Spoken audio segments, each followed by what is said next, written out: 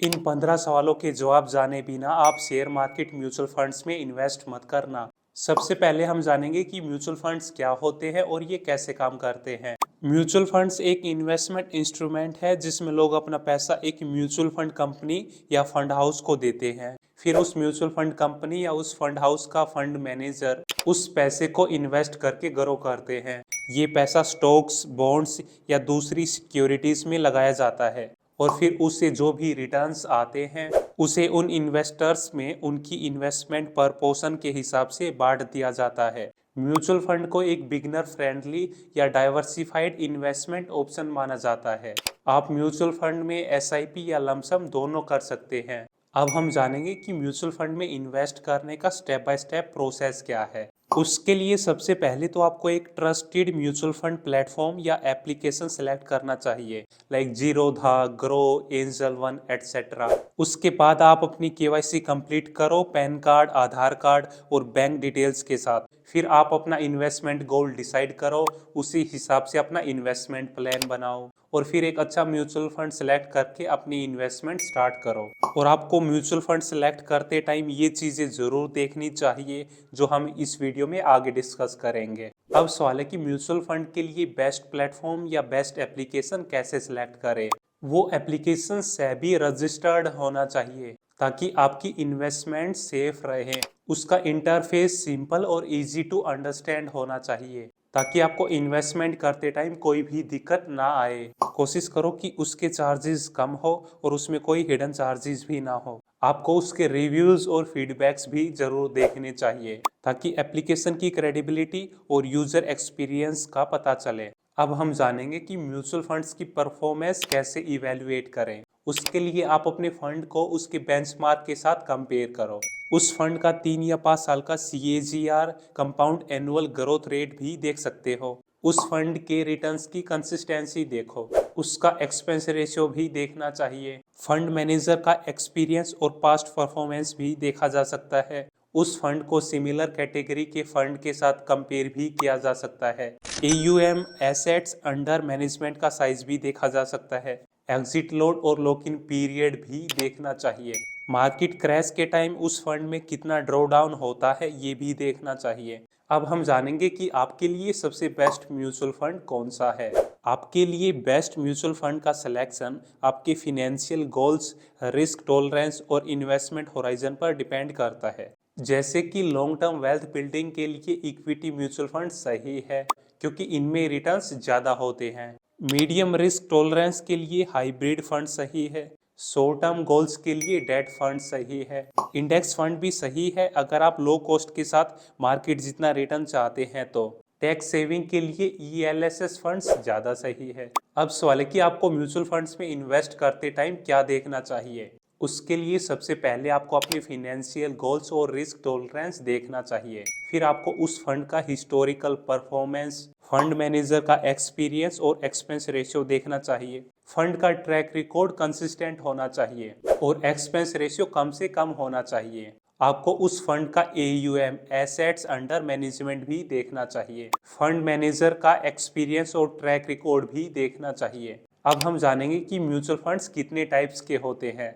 Mutual funds mainly 5 types के होते हैं। इक्विटी फंड्स जो स्टॉक मार्केट में इन्वेस्ट करते हैं और हाई रिटर्न्स के लिए सूटेबल होते हैं। सेकंड, डेट फंड्स जो फिक्स्ड सिक्योरिटीज जैसे बॉन्ड्स और डिबेंचर्स में इन्वेस्ट करते हैं। थर्ड, हाइब्रिड जो इक्विटी और डेट दोनों में इन्वेस्ट करते हैं। ये बैलेंस्ड रिस्क और रिटर्न्स ऑफर करते हैं। फोर्थ, इंडेक्स फंड जो किसी स्पेसिफिक इंडेक्स जैसे निफ्टी या सेंसेक्स को फॉलो करते हैं। ये लो कॉस्ट पैसिव इनकम के लिए सूटेबल होते हैं। फिफ्थ, सेक्टोरल या थीमेटिक फंड्स जो किसी एक थीम या एक सेक्टर में इन्वेस्ट करते हैं जैसे IT, फार्मा या फिर ग्रीन एनर्जी। म्यूचुअल फंड्स के कुछ और टाइप्स भी होते हैं like ELSS, liquid funds, international funds etcetera. अब हम जानेंगे कि डायरेक्ट प्लान और रेगुलर प्लान में क्या डिफरेंस है। इन दोनों में सबसे बड़ा डिफरेंस कॉस्ट का ही है। डायरेक्ट प्लान में आप डायरेक्ट AMC के थ्रू इन्वेस्ट करते हैं, इसलिए यहाँ किसी डिस्ट्रीब्यूटर या एजेंट का कमीशन नहीं लगता है। रेगुलर प्लान में आप डिस्ट्रीब्यूटर या एडवाइजर के थ्रू इन्वेस्ट करते हैं जो अपनी सर्विसेज के लिए कमीशन चार्ज करते हैं। ये कमीशन आपके एक्सपेंस रेशियो में ऐड होते हैं जो लॉन्ग टर्म में आपके रिटर्न्स को कम कर सकते हैं। डायरेक्ट प्लान का एक्सपेंस रेशियो हमेशा ज्यादा होता है, इसलिए आपके रिटर्न्स भी ज्यादा होते हैं। लेकिन अगर आपको म्यूचुअल फंड समझने में या सिलेक्ट करने में हेल्प चाहिए तो रेगुलर प्लान सही है।